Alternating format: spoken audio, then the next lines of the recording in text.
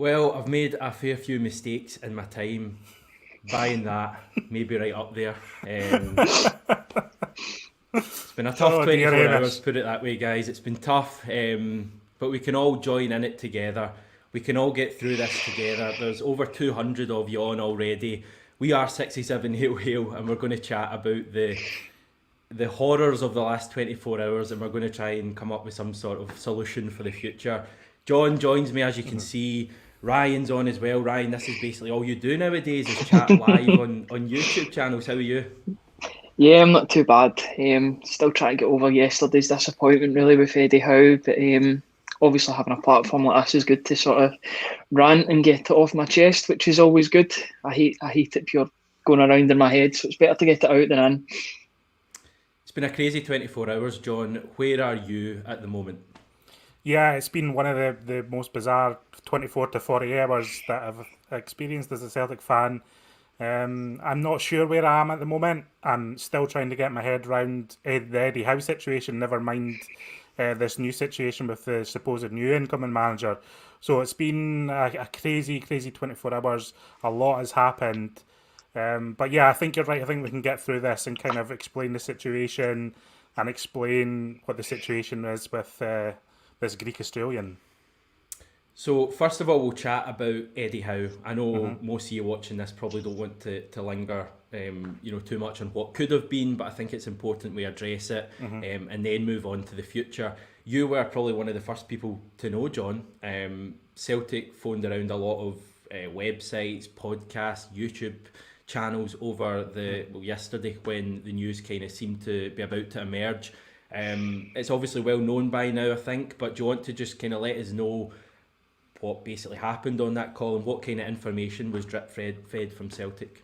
Right, so the timeline here is that people knew about this on Thursday night, not myself, and I don't think other fan media, but Stephen McGowan was ready to file something at 10 o'clock on Thursday night in the Scottish Daily Mail and backed out of it because he wasn't too strong on the source that he had. Then stuff started leaking out in the morning, and I think it became clear that the story wasn't going to hold, or Celtic weren't going to be able to kind of wriggle their way out of this one.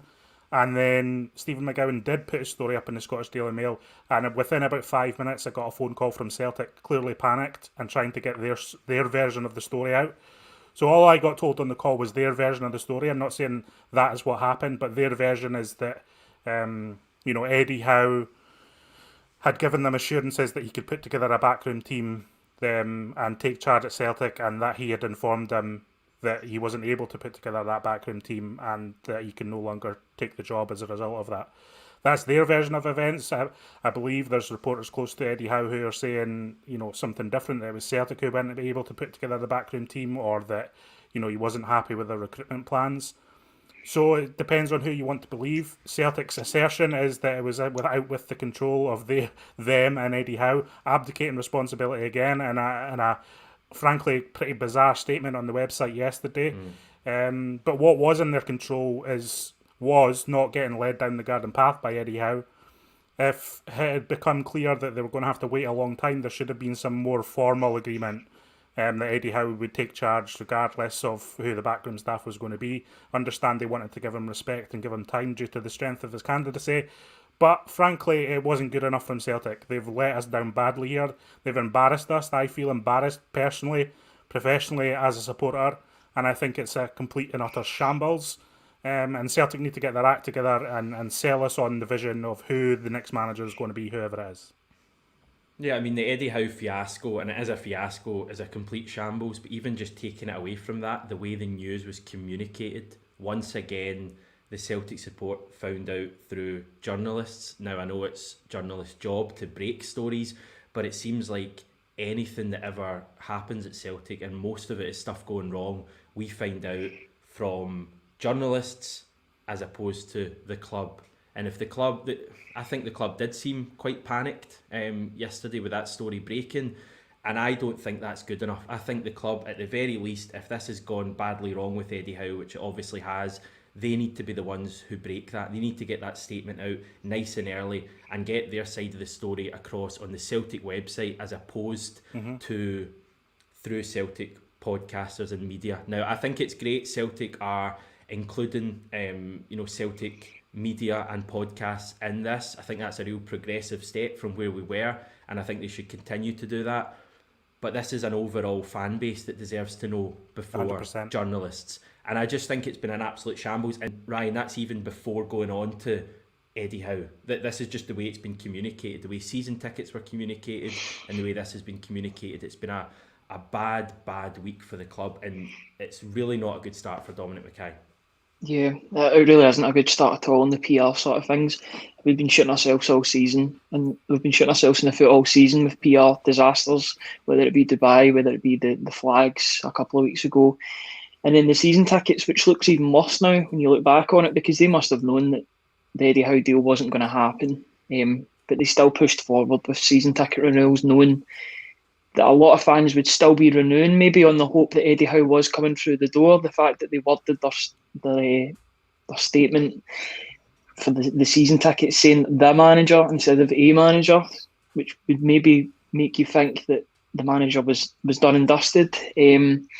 So yeah, it's really not a good look for the club whatsoever. It just feels as if it's going from bad to worse, and you think the season couldn't get any worse, and we're in the post-season and it is getting worse for all this, because a lot of people were holding out for Eddie Howe at the end of the day. People were excited about that. We were getting through the last 10 games because we thought maybe we were getting someone really credible in the door. And it doesn't seem as if it's going down that way, not for Howe anyway.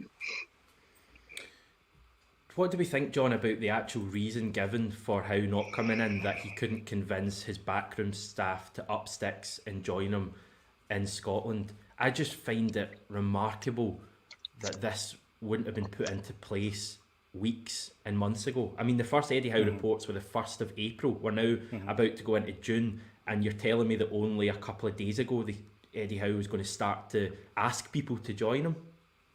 It doesn't quite add up for me. At the very best, Celtic look naive, and that's given them all the credit in the world. They still look naive and a little bit incompetent, I have to say. The way they tell it is that Eddie Howe asked them for Bournemouth season to finish before being able to speak to his backroom staff, and that Celtic were willing to give him that time and patience. But I think as soon as he gave them that timeline, they needed to enter into a more formal agreement, or they needed to say goodbye to him at that stage, because the Celtic support have been waiting too long, and it's okay waiting for the right man in the right circumstances, but there's limits to that, and I think Celtic badly misjudged the limits, and they badly misjudged their faith in Eddie Howe, and it's deeply frustrating. And yeah, taking them at face value at the very best, in all good faith, the best you can say about them is that they've been naive and made a massive mistake, and it could possibly be worse than that. I have to admit, I'm not sticking up for the club here at all. I think they've badly mismanaged this. How long ago is it Neil Lennon was sacked? Are we talking 3 months ago now? Yeah, and 3 months. I know reports are that we seem to be close to bringing in Postecoglou.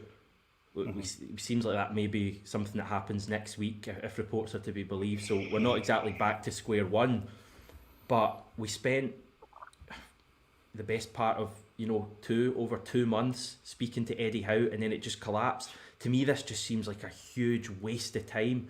I know we've still got time on our side. I know the Champions League qualifiers, the fact we enter a round later than we have in recent years, I think it buys us an extra couple of weeks. So we do still have a bit of time on our side, but it just seems an absolute shambles that we've had since mid-February to sort this, and here we are on going into June and nothing's been confirmed. We've put all our eggs into the Eddie Howe basket, and then it's just not happened. It's remarkable. I mean, barely any time though. I mean, let's be honest. I mean, yeah, saying we'll have a bit of time is actually been very kind. The first team squad are due back for pre-season training in 3 weeks. I mean, it's absurd we're in this situation. It's absolutely absurd. And people saying, we need to get our ducks in a row for the Champions League qualifiers. As far as I'm concerned, that's completely written off now. The club have written that process off. We've talked time and again about how tough this process is, even when we're seeded in the process and we're facing the champions of lesser countries. That's not true this year. We're going to face a team from Austria, we're going to face a team from Denmark, or we're going to face a team from Turkey, and that's our first fixture. And that's just absurd that the club have let us get to the situation. It's been badly mismanaged, and the sell that they're going to have to put on now to sell this new guy is unbelievable. I mean, the job the PR job they're going to have to do on this is almost insurmountable for me, because I think a lot of the reasons anxiety about this potential new appointment, is based on what's gone on before with Howe. Understandably so. People are confused and anxious, and I just don't know how they sell this to the support. Ryan, if I was number one passenger on the Eddie Howe bus, you were the driver, mate. So It was, mate. Yeah. Anyone who follows you on Twitter will know you were on the Howe bus from away back in April. You probably tweeted about him about 60, 70 times a week, and I'm not even joking in that. So just tell us how much of a loss you think it is that Eddie Howe isn't going to be coming to Celtic. Yeah, I think it's a massive loss in two reasons, but for two different individuals. I would say it's a massive loss, first of all, because Eddie Howe was a massive... He would have been a massive positive coming into Celtic. He would have totally revitalised the club and brought his own sort of philosophy and his own team with him. I know he struggled to get the backroom staff up, but that's just another excuse for him not coming, I guess. But Make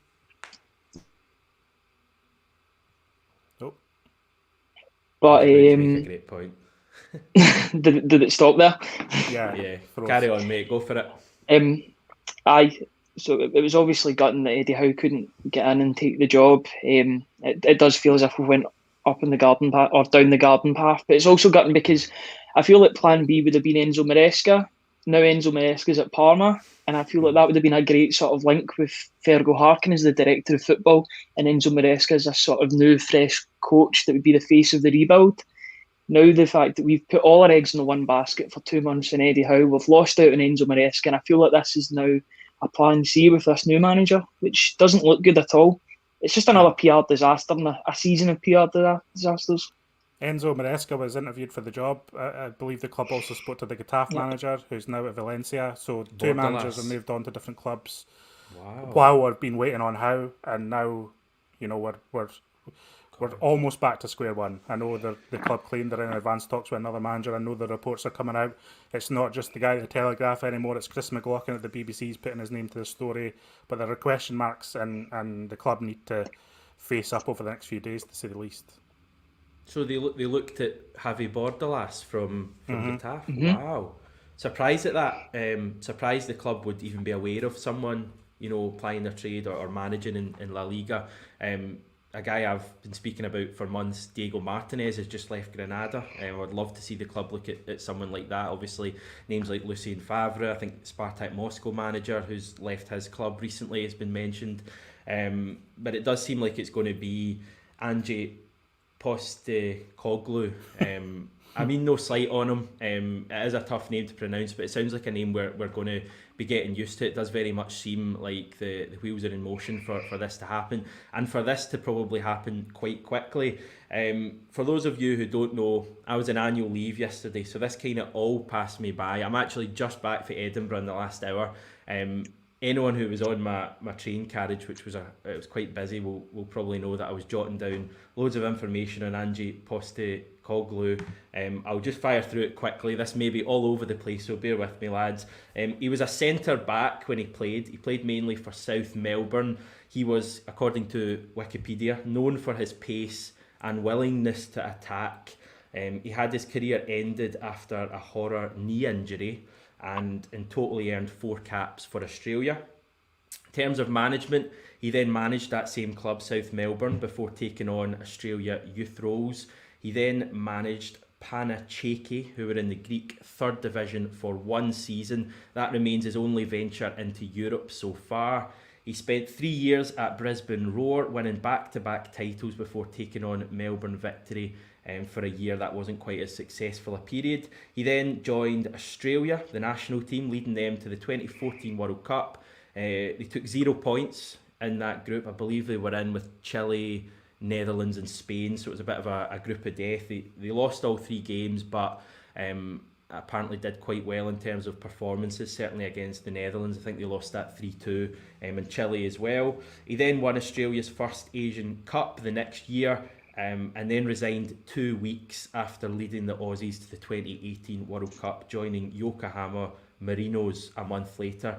He took over a relegation-threatened team, finished 12th in the league in his first season and reached the final of the J-League Cup. Next season, he led the side to the title, their first title win in 15 years. My conclusion, he's not Eddie Howe. I don't think he's a standard of Eddie Howe, but he is not the Diddy that a lot of people are making him out to be. John?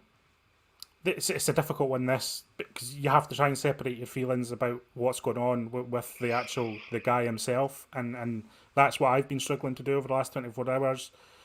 I look at him and his CV isn't extraordinary, but having looked at a lot of information on him today, and 67 Hail Hill spoke to someone a journalist for the Japan Times, who is adamant that he can get the job done. The overwhelming response from Australians overnight was that he could do a brilliant job in Europe.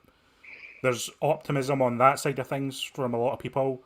My problem is I don't know enough about him, and I don't, nobody really knows enough about him on this side of things to say whether he'll be a success or not.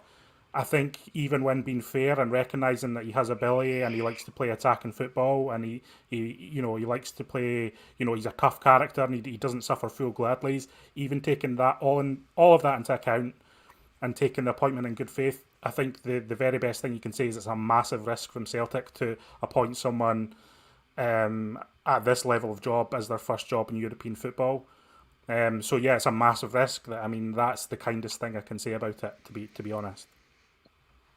A question I've got, I think he's 55 years old. A question I would have is, why hasn't he managed in Europe yet?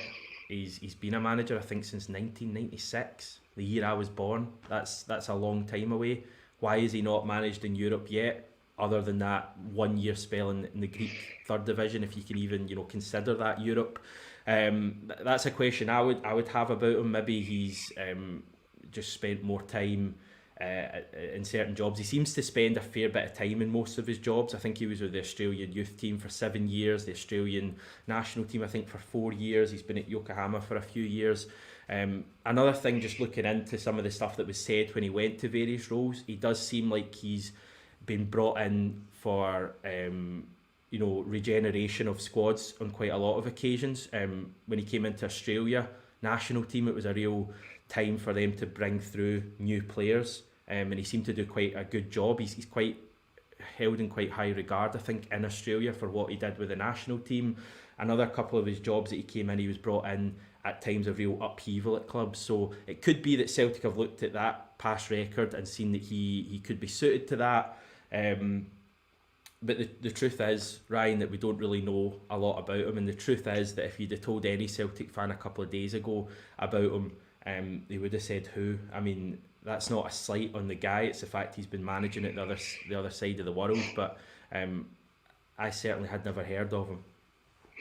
Yeah, I remember him a couple of years ago when he was managing Australia. I remember what he said to Tom Rogic. He said he had to leave Celtic to get more game time for Australia, basically, or to further his career, which is a great look looking back on it now. He's very much an unknown quantity, I would say, over here. I'm not going to pretend and say I know a lot about him. I know his name, but I don't really know anything about the guy. It is a risk, but any manager that we would have brought in now would have been a risk. I think Eddie Howe was possibly the safest option we could have got in terms of knowing the game, knowing the British game. So getting a guy from the other side of the world could be the riskiest thing you could do. But it's really one of those ones. We'll see how it goes. I would much rather have someone the likes of him rather than a Roy Keane, who we know exactly what he would bring. We know that would be a total disaster, I would feel anyway. It's one of those ones we're going to have to see how it goes if it does happen. It'll be interesting to see how they sell it. John, I saw a lot of people, I didn't see a lot of people, I saw a couple of people on Twitter almost comparing this possible appointment to something we see in Bundesliga quite a lot, where clubs will get a footballing structure into place and they will appoint a head coach who is quite a lot of the time a bit unfancied, a bit out there, someone who maybe hasn't managed a great deal in that environment before, and they'll give them the opportunity, and with the right footballing structure miracles can happen. Maybe miracles is overstating it, but good things can happen. Do you think this could work? Is what I'm trying to ask. I mean, anything could work. I mean, it's Even about. me? I mean, I'm going to take hope out of this.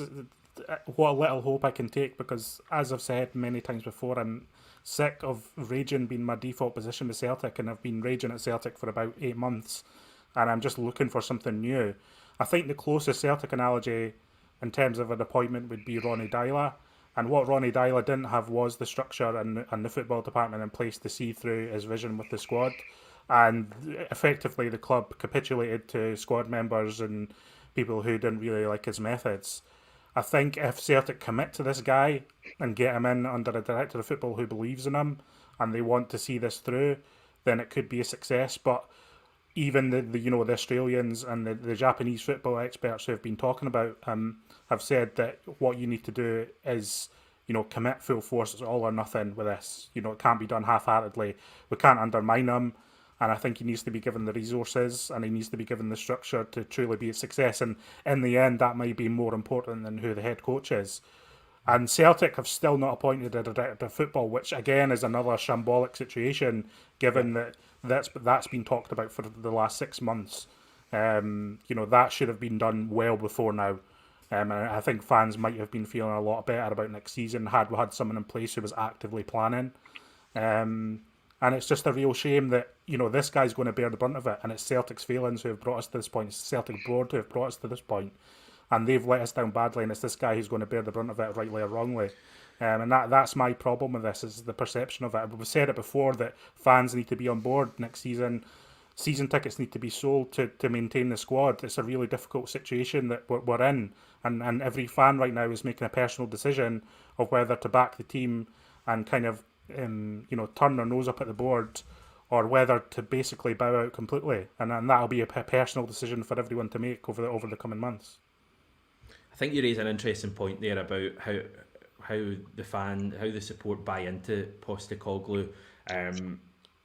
I would hope that when all the dust settles on this, that the Celtic support will get behind them. Why? Because what other choice do we have? I mean, you either support Celtic or you don't. I mean, you go and support Dundee United or something if you want. We have to get behind this guy if he is going to be the manager. I can't say I'm particularly happy about it. I would have much rather Eddie Howe coming in. I think Eddie Howe would have been a Brendan Rodgers type appointment for the club. I firmly believe he could have had a similar impact. And then the comparison between Postecoglou as Ronnie Deila. So putting it in those simple terms, you're looking at possibly Brendan Rodgers to Ronnie Deila. That's obviously worrying. I can't pretend that I'm happy about that. I'm not going to kid on the channel that I'm happy about it. But as I say, when the dust settles, we are going to have to get behind whoever the new manager is for the good of Celtic. We need to try and get the league title back next year. I think so much of it will depend on the recruitment. That's always been the case, and that was always going to be the case under Eddie Howe. It will continue to be the case, and for me, it's not more important than the manager, but I think it's just as important this summer with the amount of players are going to be leaving the club and coming in. So, Ryan, we've not really got any other choice than to get behind this, and it's important that the support is united in this, as much as there's a lot of anger at the moment. Yeah, like you said, we've not really got not got any other choice. We've got to, with who they pick, we've got to get behind them, because at the end of the day, we've got to get the league back. Next season is vitally important, because if we win the league, we get into the Champions League group stage at the first attempt. The one thing that just annoys me a wee bit is that it seems like that City group sort of rumour is veering its head again. That Yokohama team that he's currently managed is 20% owned by the City group, which makes me think they're all connected, because Fergal Harkin's obviously part of Man City. That's the main City group. Then you've got this manager coming in, Postecoglou, and Fergal Harkin. It's a bit of a nightmare, but we'll see how it goes. You've got to be optimistic, because what else can we be? We've been pessimistic for the best part of a year now. So what else can we do, I guess? It's a fair point he makes, John. I mean, the Celtic support in general have had a tough year. We've really struggled with some of the things that have happened, but just us as a daft YouTube channel and the website you guys write on, it's draining being negative, isn't it? And I understand and I realise that this situation probably warrants a fair bit of negativity and a fair bit of holding the club to account and not just being happy at being treated shoddily like this as we have been. But also it's just so draining. I'm drained being negative about things like we have for the last year, and I thought Eddie Howe was going to give us the boost we all needed and send us into the Euros, looking forward to next season and the Champions League and trying to win the league back and, you know, getting our domestic dominance back in the cups. We've still got that if we choose to be positive. Is that the way you look at it, or is that a bit kind of unfair on people who are frustrated at the moment? No, well, to be honest, I fully understand people who are frustrated and angry. I just, and I'm frustrated and angry with the way that Celtic have handled that Eddie Howe situation, because I think the way they let it drag it on, as I've said multiple times already over the last half an hour, was completely shambolic. And I'm just trying to separate that and trying to think forward about what next season's going to be and what can still be achieved. But that's what's the most frustrating thing. Celtic are taking the goodwill of fans for granted, and then they know that fans are going to back the team regardless of what happens, and the board know that. And I think they manipulate the fans to a great extent, and I think have manipulated the fans to a great extent over the last 12 months. And frankly, that's unforgivable for me, and I don't think a lot of people are going to forget about this season and what's going on, even if in the short term they get behind the team. And this board need to take a serious look at themselves and consider whether they're the right people to be, ambassadors of Celtic and leading them forward. Because for me and for many other people, the trust has been completely eroded and they're not the right people. And I think major change needs to happen at Celtic. But when you separate that from the new manager coming in and backing him, obviously you're going to back him 100% from day one, because that's what needs to happen as a supporter. It's just a really frustrating and upsetting situation, and I'm willing to see what happens with a new manager and a new squad next season. But again, the kindest thing I can say is that the pressure is massively on him now from the very, very start.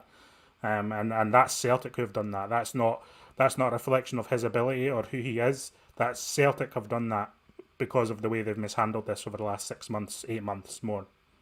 And also everyone knows that he wasn't first choice. We all know it, the fans all know it, anyone knows it, everyone in the world knows it. So you're right, we've put them in a tough position. You're saying that the Celtic board some of them should take a look at themselves. How many disasters have we had in the last year though? I mean, this is probably, we're into the teens now.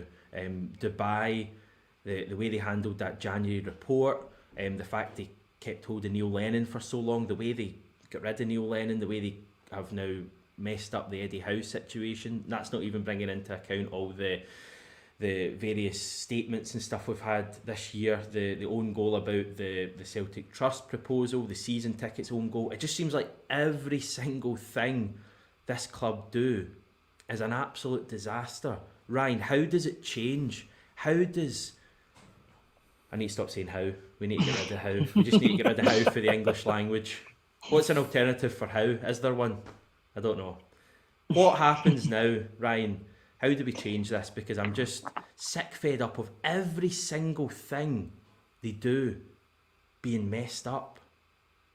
Yeah, I do think the Celtic board need to come out with like a sort of roadmap into how they're going to get things back to normal or back or how they're going to get the fans back. Are we genuinely going to get that?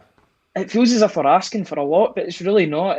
We just need a game plan as to what we're going to be doing next. What is the plan of action for going forward? We need a sort of 5-year plan into what direction we're going to be going before people can sort of commit to this. I mean, I'm losing a lot of faith with the board. I didn't have a lot to begin with, but with everything that comes out, it just seems like they're going from disaster after disaster. I mean, I think the Celtic fans deserve better than this, to be perfectly honest with you. I think we're getting dragged through the mud, especially over this last season. The amount of own goals that we've had. It's not even mentioning like the partnerships we've had with certain companies that are shady, to say the least, which look awful when you look back on it. They weren't highly reported at the time. I don't see where we go. I mean, on the one hand, you want to support the manager that's coming in, but on the other hand, you're like, you really just want this board out. You want a better alternative. I mean, we want some optimism, but where is that optimism coming from? And it doesn't seem as if the board's getting it or Yeah, supplying it. Yeah, you're it's right. You're just spot on. yeah, it's just own goal after own goal, John, and I struggle to see how this changes. I just struggle to see how it changes. Would it not have changed by now if that was the case? Yeah, but well, for whatever reason, people, some people don't buy into the Celtic Trust. They didn't buy into the Celtic Shared Initiative. There has been initiatives to affect change at Celtic, but it's about having the people in place to attract a widespread support of the Celtic fans, of Celtic season ticket holders. Sadly, that's not been able to take place over the last 12 months, and it's difficult. There's a lot of factions within the Celtic support. There's a lot of sniping and arguing between Celtic supporters, which I don't agree with, and I try not to take part in as much as I possibly can. And it all adds to it. It's just such a messy situation. Effectively, the only way that changes it and brings good vibes back is with the team doing well in the park. And that remains to be seen. That remains to be seen, and I don't really know the answer on that right now. And as I say, some of these board members are long past overdue for me, and I don't have answers for you. That's my honest thoughts are that I don't have answers for anyone at the moment, and I'm in wait and see mode, just like anyone else. Right, I think with that we'll bring the curtain down on this stream, and we'll bring the curtain down on all Eddie Howe chat. It's been a bruising 24 hours from me personally.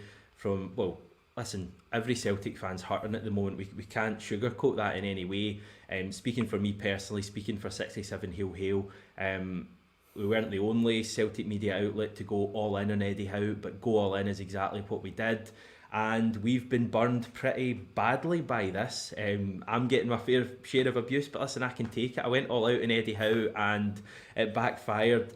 John, I know you guys on the website as well. I know you posted something on the 67 Hail Hail forum about the 67 Hail Hail coverage. I'll just give you a chance to air that for anyone who hasn't seen it. Yeah, but I promised people a few weeks ago that if Eddie Howe didn't come to Celtic, I would reassess the way that we do things on the website and with you on the channel as well, and try to think about what we can do better going forward, because we've been as guilty as anyone as hyping up Howe, and we've got a responsibility to take with that too. So we've got to consider how we change things. I've left a thread there for people to leave feedback if they want to give feedback on how we do things or what we do going forward. But yeah, as I say, it's what can you say about it? Everyone was all in, and I know you've been the face of this channel for the last few months, and you've been talking about how constantly, but a lot of people were talking about how constantly. You're just reflecting that, and we're never going to hide away, and we're never going to stop doing what we're doing at the moment, because we enjoy it and we like doing it. And even when we're getting pelters, it's worth it in the end, because we all love Celtic. We love talking about Celtic, and we love communicating about this mental football club. And I picked a great time to take some annual leave. I'm off all in next week as well, and Celtic are probably going to appoint a manager. It goes without saying we will have reaction if any big news happens. I'll put the effort in, guys. I just don't worry about my holidays. Don't worry about my time off. Don't worry about me enjoying myself, because as long as you get your videos, no, I'm joking. We'll get a live stream or something on the go. I might even do a solo video looking into Ange, Big Ange, as he's going to be known from now on, because he's an interesting story to tell. John, thanks very much. Ryan, you're probably wanted by the other Ryan in about 10 minutes, so you better get ready, mate. Thanks for joining us, guys. Thanks everyone for watching. This has been the busiest stream we have ever done, so we really appreciate everyone for joining in. It'd be remiss of me not to mention that if you've not yet subscribed to the channel, then please do it now. It would be really appreciated. I'm away for a lie down, everyone. Take care, and hail hail.